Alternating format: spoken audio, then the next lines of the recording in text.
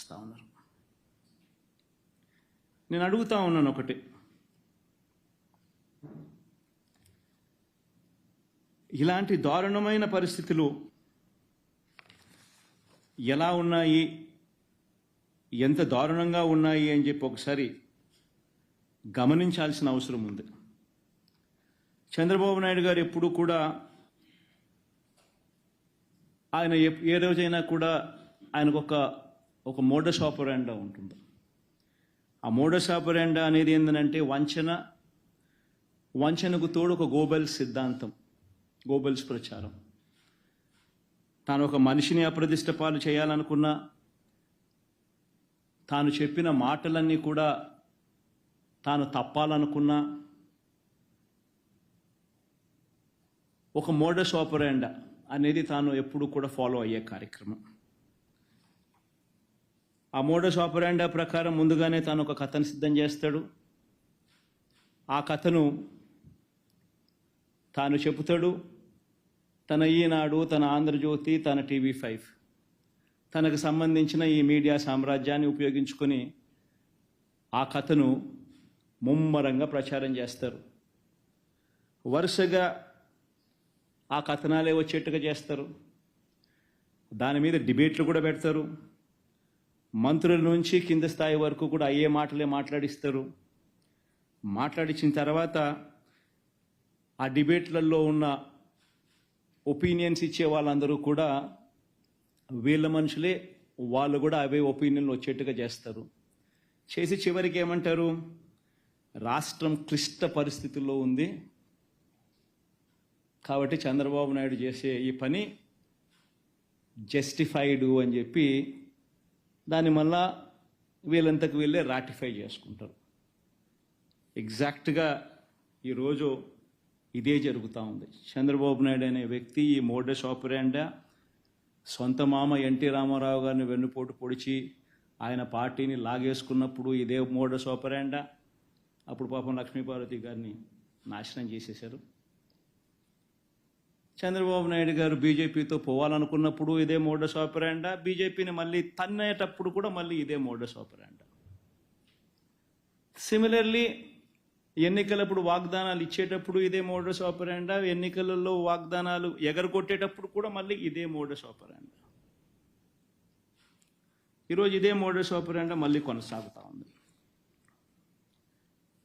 ఈరోజు మొట్టమొదటిసారిగా ఈ మధ్యకాలంలో చంద్రబాబు నాయుడు గారు ఈ మోడస్ ఆపరాండాను ఇంప్లిమెంట్ చేస్తూ తాను ఈ మధ్యకాలంలో తాను మొదటి స్టోరీ ఈ మధ్యకాలంలో మనందరికీ కూడా బాగా పరిచయం చేసిన స్టోరీ,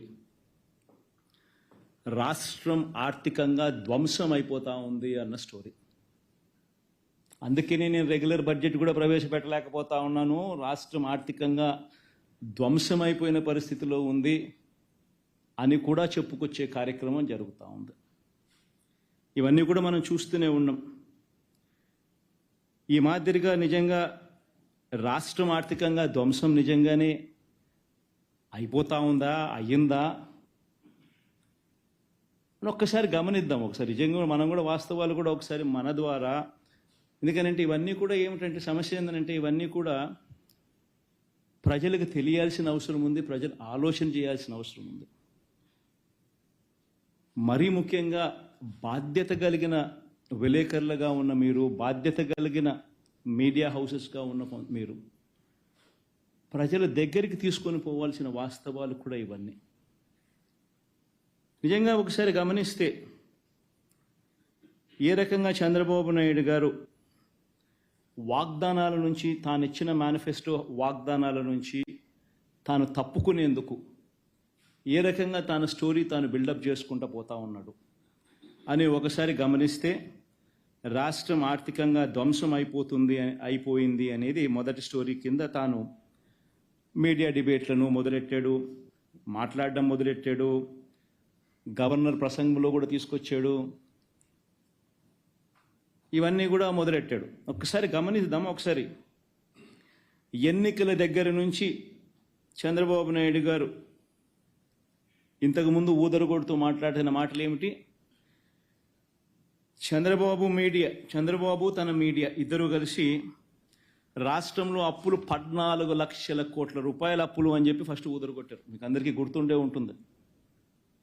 మొత్తం అప్పులు ఏకంగా 14 లక్షల కోట్లు ఉన్నట్టు విపరీతమైన ప్రచారం చేసుకుంటూ వచ్చారు.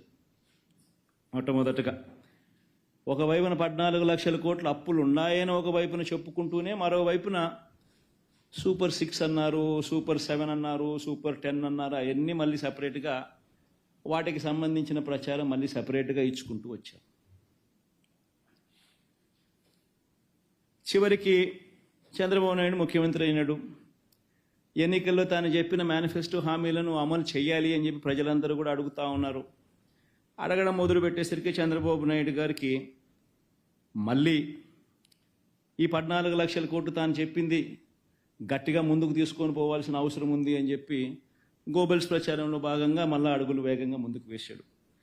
కానీ వాస్తవం చెప్పాలంటే అక్కడ 14 లక్షల కోట్లు ఉందా అసలు? ఫస్ట్ అప్పు లేనిది ఉన్నట్టుగా తను ఎట్ట చెప్పగలుగుతాడు? ఇప్పుడు ముఖ్యమంత్రి అయిన తర్వాత బడ్జెట్ డాక్యుమెంట్స్లో ఇవన్నీ చూపించక తప్పదు. కాబట్టి చూపించలేని పరిస్థితి వచ్చేసరికి చంద్రబాబు నాయుడు గారు పడరాని పాటలనే పడతా ఉన్నాడు. ఇప్పటికే అధికారులను 2 సార్లు రివ్యూ అన్నాడు, అధికారులను ట్రాన్స్ఫర్లు అన్నాడు, రివ్యూ మీటింగ్స్ అన్నాడు, రకరకాల పద్ధతుల్లో చేసుకుంటూ వచ్చి చివరికి గవర్నర్ గారి ప్రసంగానికి వచ్చేసరికి 14 లక్షల కోట్లు కాస్త 10 లక్షలకు తగ్గించాడు. పోనీ ఆ 10 లక్షల కోట్లైనా కూడా పోనీ గవర్నర్ గారితో అయ్యైనా నిజాలు చెప్పించాడంటే అది లేదు. ఒకసారి నిజంగా రాష్ట్రంలో అప్పుల పరిస్థితి ఏమిటి అని చెప్పి ఒక్కసారి గమనిద్దాం. నేను చెప్పే డాక్యుమెంట్స్ అన్నీ కూడా ఆర్బీఐ, ఖాగ్, స్టేట్ బడ్జెట్ డాక్యుమెంట్స్. ఇవన్నీ చంద్రబాబు నాయుడు అనే వ్యక్తి గవర్నర్ గారితో కూడా అబద్ధాలు చెప్పించాడు. వైట్ పేపర్స్తో మరీ దారుణమైన అబద్ధాలు ఆడుతూ ఉన్నాడు.